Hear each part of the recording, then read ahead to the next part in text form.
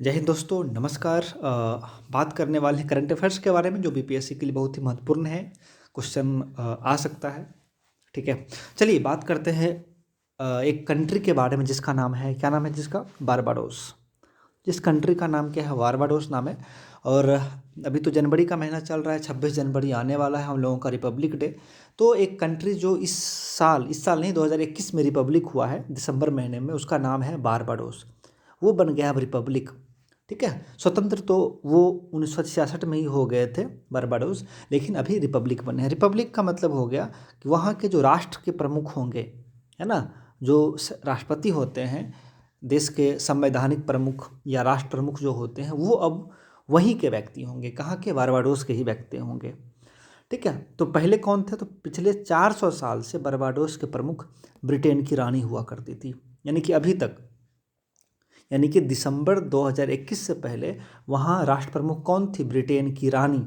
ठीक है, याद रखने वाली बात यह है कि 1625 में बारबाडोस अंग्रेज़ों की एक कॉलोनी बना, है ना, जिस तरह हमारा देश भी बना था किसी समय में। और 1966 में उसको आज़ादी मिली। ठीक है, और ये कैरेबियन कंट्री है। आपने यदि क्रिकेट खेलते होंगे तो वेस्ट इंडीज़ का नाम सुने होंगे, है ना। बहुत सारे द्वीपीय कंट्री से बना, जैसे कि है त्रिनिदाद टोबैगो, उसी तरह ये भी एक बारबाडोस भी एक कैरेबियन सी में स्थित एक देश है, छोटा सा। राजधानी वहाँ की ब्रिज टाउन है। अभी वहाँ के प्रधानमंत्री हैं मियाँ अमोर मॉल्टे। प्रधानमंत्री कौन है? मियाँ अमोर मॉल्टे, आप स्क्रीन पे देख रहे होंगे। और वहाँ के राष्ट्रपति हैं, है ना, डैम सेंड्रा मैसोन, वहाँ के राष्ट्रपति हैं। ठीक है, ये बहुत ही महत्वपूर्ण न्यूज़ है। उनको रिपब्लिक बनने की बहुत बधाई देते हुए हम लोग आगे बढ़ते हैं। और जो नेक्स्ट आर्टिकल है वो संबंधित है किससे? वो संबंधित है आपका आप कह सकते हैं वो संबंधित है G20 कंट्रीज से। ठीक है, तो G20 जो कंट्रीज हैं उनसे क्या न्यूज है? ट्राइका, आपने नाम सुना है? ट्राइका, ट्राइका या ट्राइका, इसमें शामिल हुआ है अपना देश भारत। अब सवाल आता है कि ये ट्राइका या ट्राइका है क्या? देखिए, ट्राइका या ट्राइका है कि ऐसे 3 देशों का समूह है, ठीक है ना, जो जहाँ पे जो मतलब G20 का समिट करवा चुका था, है ना, जहाँ पे G20 समिट हो चुका है, और अभी जहाँ होने वाला है, और जहाँ होगा। कहने का मतलब हो गया, जहाँ पे हो चुका है वो कंट्री, ठीक है ना, और वर्तमान में जो G20 का चेयरमैन जिसके पास है वो कंट्री, और आगे जो चेयर लेगा G20 का वो कंट्री, वो तीनों कंट्री का एक ग्रुप होता है जिसको हम लोग कहते हैं ट्राइका। ठीक है, ट्राइका कहा जाता है। तो 2021 में कहाँ पे हुआ G20 का समिट? आपको पता होगा G20 का समिट हुआ था इटली की राजधानी रोम में हुआ था, है ना। ये भी एक न्यूज हो गया। देखिए, तो रोम में हुआ था, 30 से 31 अक्टूबर 2021 के बीच हुआ रोम में, है ना। इंडोनेशिया में होने वाला है समिट, कहाँ पे? बाली में। बाली में होगा अक्टूबर 2022 में।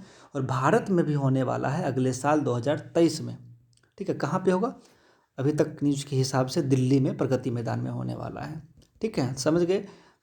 क्यों ये इनको एक ग्रुप में क्यों रखा जाता है? ताकि ये तीनों कंट्री आपस में कोऑर्डिनेशन बना के रखे कि G20 में किन सब इश्यूज़ पे चर्चा होना चाहिए, है ना, उन पे ये आपस में मिल के डिस्कशन कर लेते हैं, और फिर ठीक है, G20 का समिट आगे बढ़ते रहता है।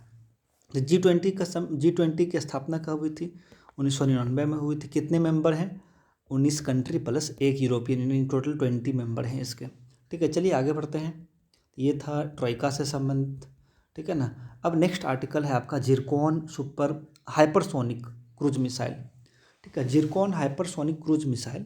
ठीक है, देखिए हाइपरसोनिक एक शब्द यहाँ पर, हाइपरसोनिक का मतलब होता है मैक 5। मैक 5 का मतलब हवा की जो गति होती है ना, स्पीड ऑफ साउंड, उससे जो भी मिसाइल 5 गुना तेज, है ना, उसकी स्पीड हो तो उसको बोलते हैं हाइपरसोनिक बोलते हैं।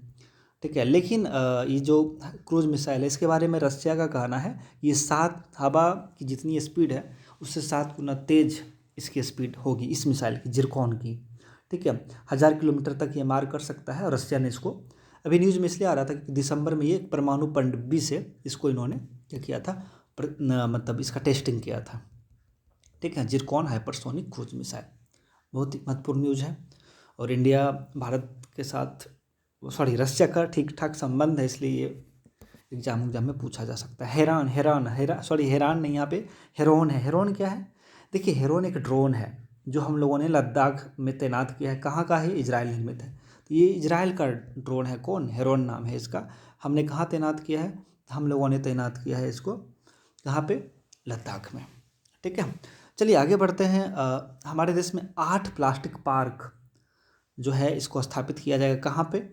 तो स्थापित किया जाएगा असम में, उड़ीसा में, मध्य प्रदेश में, झारखंड में, तमिलनाडु, उत्तराखंड, छत्तीसगढ़। तो 1 2 3 4 5 6 7 ही हुआ, यानी मध्य प्रदेश में 2 प्लास्टिक पार्क स्थापित किया जाएगा। झारखंड के देवघर में 1, तमिलनाडु में 1, उत्तराखंड में 1, छत्तीसगढ़ में 1 और असम और उड़ीसा में 1 और मध्य प्रदेश में 2। तो प्लास्टिक पार्क का क्या मतलब हो? देखिए, प्लास्टिक पार्क बनाने का जो मेन मकसद होता है, वहाँ पे एक ही जगह मेडिकल उपकरण, कृषि संबंधित जो भी उपकरण है, पीवीसी पाइप, है ना, प्लास्टिक फर्नीचर आदि बनेगा, रोजगार बढ़ेगा। देखिए, प्लास्टिक का डिमांड देश में तेज़ी से बढ़ रहा है ना। 2030 तक एक डाटा कहता है कि 5 से 6 गुना अभी जो जितना डिमांड है उससे 5 से 6 गुना बढ़ जाएगा डिमांड। तो स्वाभाविक है, रोजगार भी बढ़ेगा और प्लास्टिक पार्क का बहुत ज़्यादा, है ना, इम्पॉर्टेंट रोल होगा हमारे देश की इकोनॉमी में भी। चलिए आगे बढ़ते हैं। तो प्लास्टिक पार्क के बाद हम लोग आगे बढ़ते हैं, देखते हैं अगला न्यूज़ क्या है। देखिए, अगला जो न्यूज़ है आपका वो है ट्विटर के नए CEO बने हैं पराग अग्रवाल साहब। कई बार एग्जाम में पूछा जाता है ऐसा क्वेश्चन। तो देखिए, मुंबई से पढ़े, IIT मुंबई से पढ़े हैं, पूछा जाएगा कि कहाँ उनका घर है, तो राजस्थान बताइए कहाँ के हैं? हम अजमेर राजस्थान के हैं। ठीक है, अभी एक चक्रवात आया था, कहाँ पे? दिसंबर महीने में आया था। कहाँ पे? उड़ीसा में आया था। उड़ीसा के तट पे वो अटैक किया था। तो ये महत्वपूर्ण इसलिए है कि दिसंबर महीने में वहाँ तक चक्रवात नहीं आता था जनरली, है ना। अक्टूबर नवंबर में आता, लेकिन दिसंबर महीने, याद रखिएगा, दिसंबर महीने में आया है 130 सालों के बाद। ठीक है, जवाद उसका नाम रहा। और 2014 में हुदहुद, आप लोगों को याद होगा, बहुत फेमस नाम था, हुदहुद आया था वहाँ पे। 2019 में फनी, है ना, 2020 में एम्फन। देख लीजिएगा 2019 या 2015 कब फनी आया था। ठीक है, तो ये भी एक महत्वपूर्ण न्यूज़ था। आगे बढ़ते हैं हम लोग। चलिए अब बात करते हैं, किसकी बात करेंगे? अब बात करेंगे हम लोग वर्ल्ड माइग्रेशन रिपोर्ट की बात करेंगे।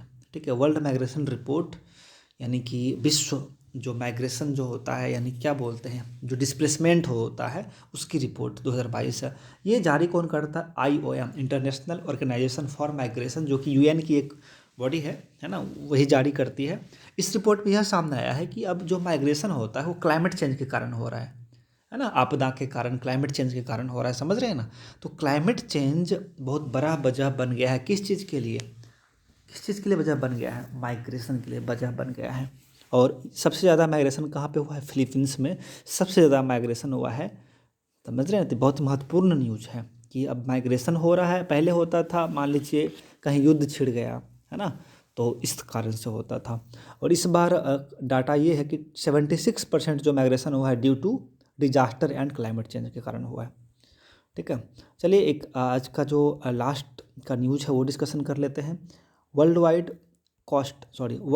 कॉस्ट ऑफ लिविंग रिपोर्ट, है ना।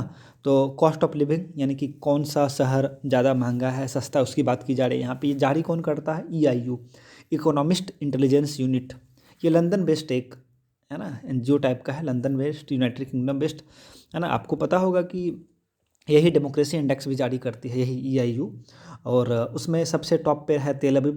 तेल अवीव इजराइल की राजधानी है, सबसे महंगा शहर है पूरे विश्व का। ठीक है, तेल अवीव के बाद नंबर है पेरिस का, और तीसरे नंबर पे है सिंगापुर। ठीक है, तेल अवीव, पेरिस, सिंगापुर। तो बाकी और भी बहुत